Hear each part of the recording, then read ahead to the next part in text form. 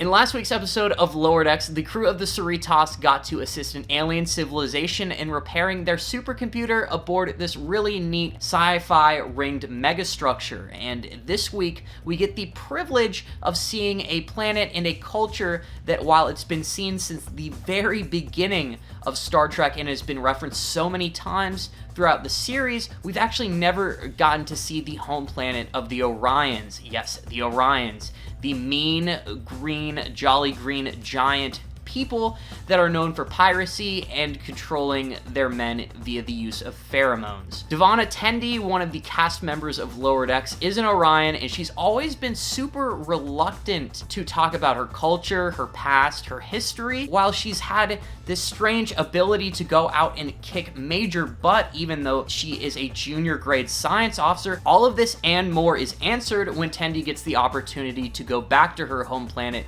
with Mariner and then also to Lynn, because she gets word that her sister De'Erica Tendi has actually been kidnapped as a part of an Orion marriage ritual. Let me start off by saying that this is 100 billion% the Tendi episode. If you are a Tendi fan, this is the one that you've probably been waiting for. There have been so many jokes over the past 3 seasons about Tendi and her reluctance to kind of accept her Orion heritage. It is no secret that the Orions have a bad reputation among pretty much everybody. Mariner has made so many assumptions about the Orions, it's even gotten her in trouble a couple times. Tendi is pretty much one of the most powerful Orions out there. Her family was said to be like the 5th most powerful family in the entire syndicate. The reason Tendi is able to kick butt and go on secret missions in previous episodes, even though she's just a junior grade science officer, since she was very little, she was trained to be the prime of her household, and a prime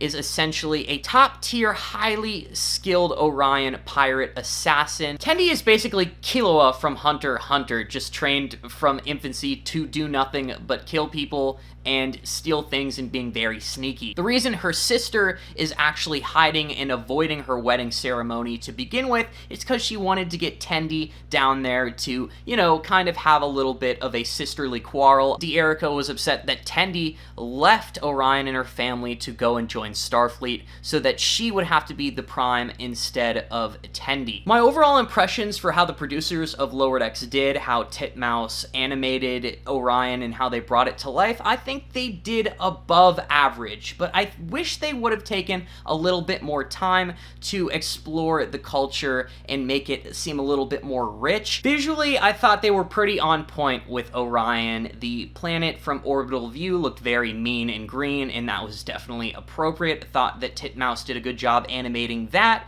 As for the actual civilization and how in-depth they went with creating an Orion, did we really get that much new information? They really doubled down on the whole pheromones thing. The pheromones aspect of the Orion culture obviously being introduced in the Enterprise episode Bound. That one was really cool. The twist ending being that the males of the Orion pirate ship admitted that they actually weren't the ones who were responsible for taking over the Enterprise and coming up with the elaborate plan, but it was the female Orion dancers that were aboard the ship kind of mesmerizing everybody. Mariner also referenced that towards the middle half of the episode in the Orion nightclub. Speaking of nightclubs, that is what Orion is. It is just a giant brothel strip club. Instead of exchanging sex explicitly, they really like snuffing each other's pheromones. The second place that they go to visit after doing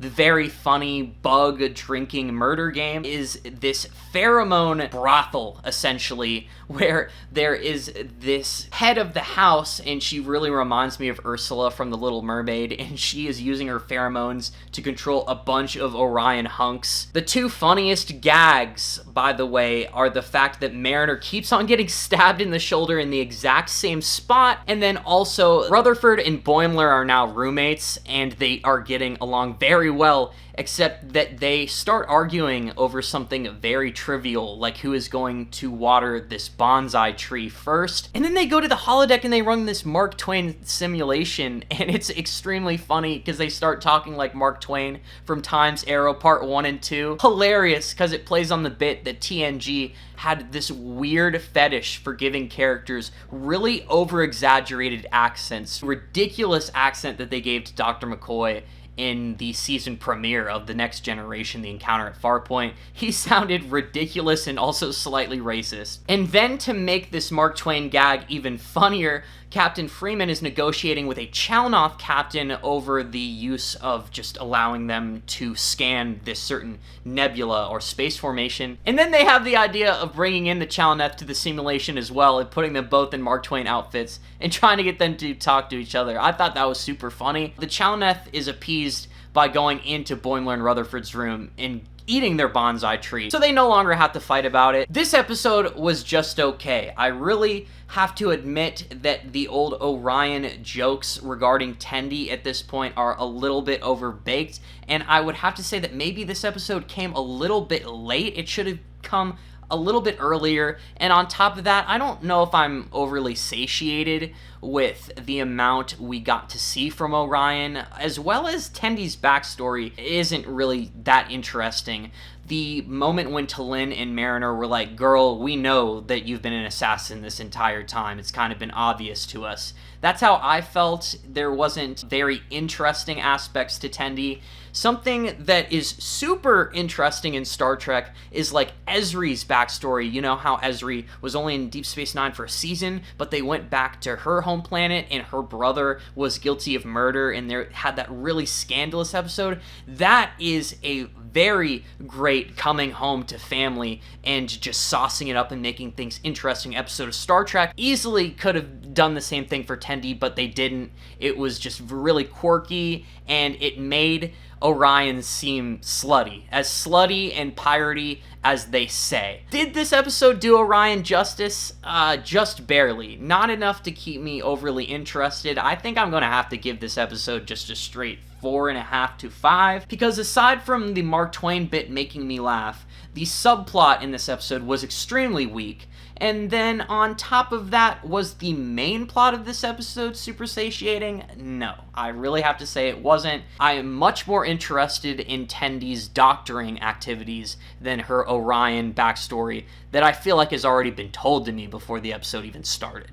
So with all that being said, thank you so much for watching another one of my Star Trek reviews. What do you think? Do you guys think that they did Orion justice, or was this kind of a little bit of a boring filler episode? Let me know down in the comments below. They are my favorite part about YouTube. The more comments you leave, the happier I am. If you enjoy any of the content that you see on the channel, I'd be very flattered if you were to subscribe. And with all that being said, I hope you all have a good rest of your week. Live long and prosper.